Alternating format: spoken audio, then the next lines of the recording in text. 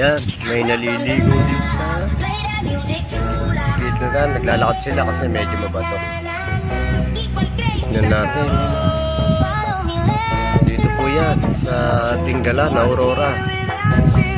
Tinggalan, Aurora.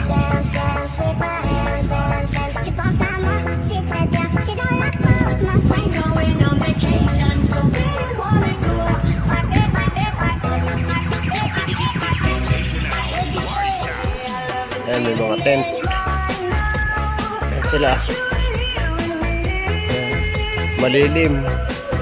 Maganda maglagay ng tent, malilim. Kahit tanghalit tapat, kahit mainit. Kasi may mga puno ng nyug. Ayan o.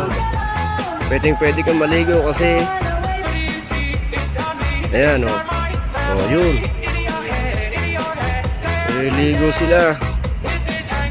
Kasi nga, yung dagat, hindi naman kalmado naman. Dito to sa Barangay Matawi ng Tinggalan, Aurora.